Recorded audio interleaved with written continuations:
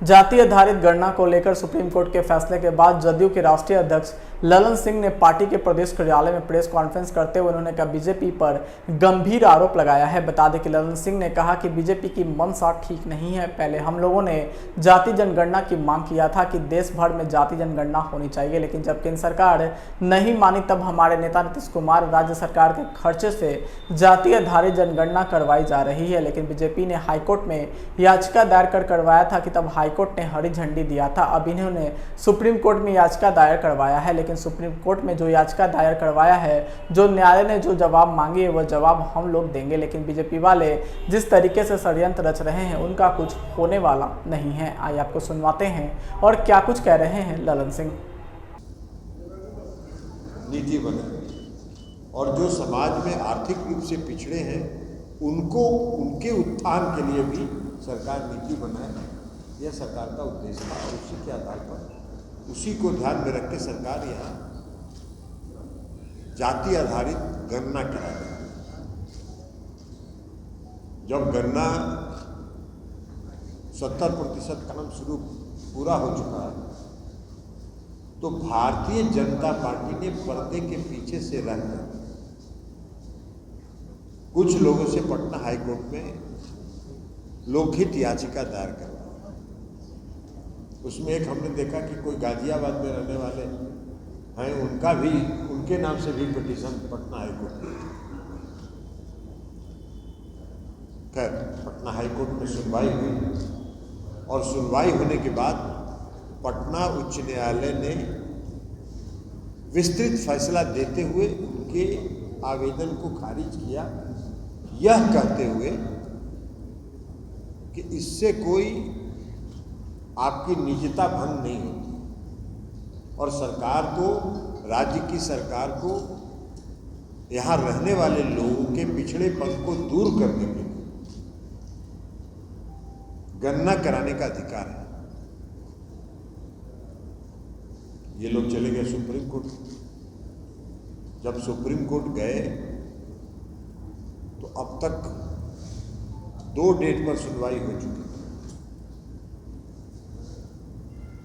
और जब supreme court गए तो सबसे पहले भारतीय जनता पार्टी ने पर्दे के पीछे से जो भारतीय जनता पार्टी से जुड़े हुए वकील हैं, जो पहले इस देश के अटॉर्नी जनरल रहे श्री मुकुल रोहतगी जी, उनको उन लोगों ने भेजा, खड़ा किया कोर्ट में उस याचिका के समर्थन में और जाति आधारित गणना के विरोध में। वो चाहते थे कि सर्वोच्च न्यायालय स्टे दे दे उनको।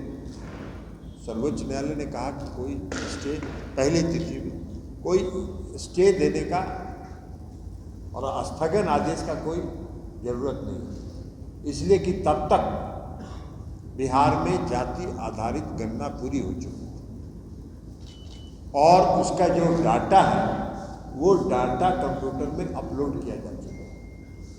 न्यायालय ने कहा कि भाई इससे आपको आपकी कौन सी निजता भंग होती है।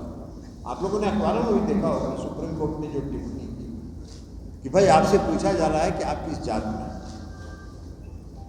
तो ये तो सबको मालूम है, आपके पड़ोसी को भी मालूम है, आपके मोहल्ले वाले लोगों को मालूम है, सबको मालूम है कि आप किस जात में पैदा हुए। तो इससे निजता कौन सी भंग हो रही, आपका कौन सा प्राइवेसी आपका भंग हो रहा है।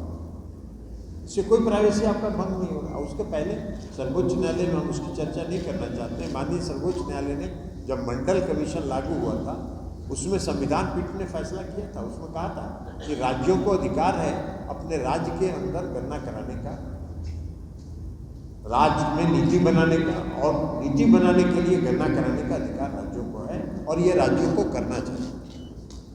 तो खैर सर्वोच्च न्यायालय ने स्टे देने से इनकार किया। उन्होंने कहा कि आप बहस कीजिए, बताइए कौन सी प्राइवेसी आपकी भंग हो रही है।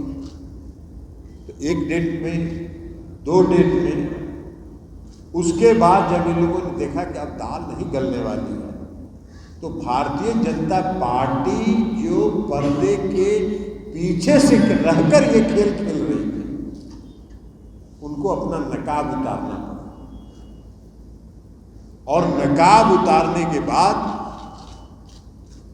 कल माननीय सर्वोच्च न्यायालय ने भारत सरकार के सॉलिसिटर जनरल श्री अंतोगत्वा मुख्यमंत्री जी और सरकार ने और हम सब लोगों ने कहा कि हमारे मुख्यमंत्री, बिहार के मुख्यमंत्री माननीय नीतीश कुमार जी बिना आरक्षण के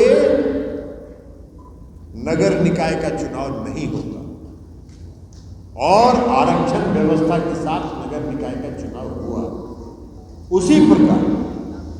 उसी प्रकार पर्दे के पीछे से जो एक बहुत बड़ा कदम था गरीबों के हक में, अति पिछड़ों के हक में, दलित समुदाय के हक में, जो आर्थिक रूप से पिछड़े समाज के सभी वर्ग के लोग हैं उनके हक में बहुत एक क्रांतिकारी कदम बिहार की सरकार ने उठाया था, जिस पर भी विराम लगाने के लिए पर्दे के पीछे से भारतीय जनता पार्टी खेल कर रही थी।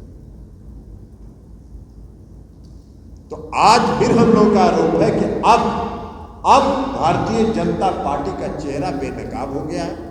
भारतीय जनता पार्टी को पर्दे के पीछे से निकलकर अब खुले मैदान में आना पड़ा और खुले मैदान में भारतीय जनता पार्टी ने आकर, केंद्र की सरकार ने, श्री नरेंद्र मोदी जी की सरकार ने आकर उनके सॉलिसिटर जनरल ने जो बहस किया, उसके बाद यह साबित हो गया है कि Bharatiya Janata party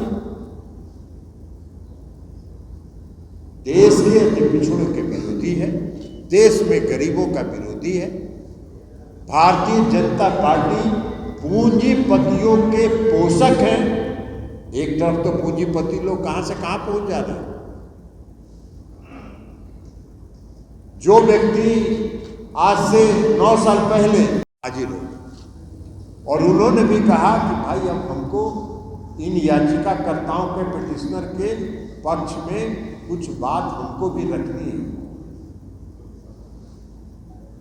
supreme court ने कहा कि ठीक है, आपको भी रखनी है तो रखिए अपनी बात। तो उसको सरकार ने, सुप्रीम कोर्ट ने 28 अगस्त तक के लिए स्थगित किया, कहा कि 28 तारीख को फिर सुनवाई करेगी। लेकिन कोई अंतरिम आदेश हम पारित नहीं करने जा रहे हैं, कोई स्थगन आदेश हम नहीं करने जा रहे हैं। हमको जो भी आदेश होगा आप हमको कन्विंस करिएगा, आप सुनिए।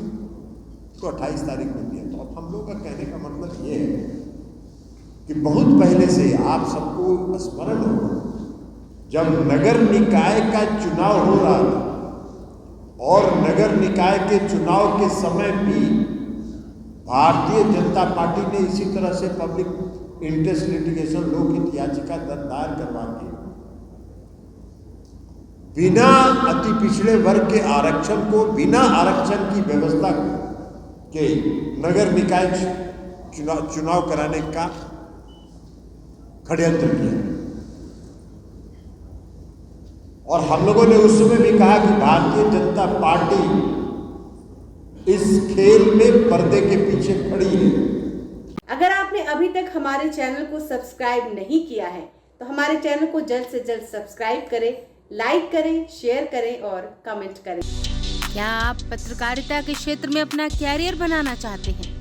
तो आज ही Royal Ashoka Institute of Mass Communication and Journalism में अपनी जगह सुनिश्चित करें। आर्यभट्ट ज्ञान विश्वविद्यालय पटना से मान्यता प्राप्त 100% प्लेसमेंट के साथ royal Ashoka Institute of Mass Communication and journalism नामांकन जारी है। हमारा पता है DS/16 गायत्री मंदिर के समीप, कंकड़ बाग, पटना 8,20,000। आप हमें संपर्क भी कर सकते हैं। हमारा मोबाइल नंबर है 9955456126।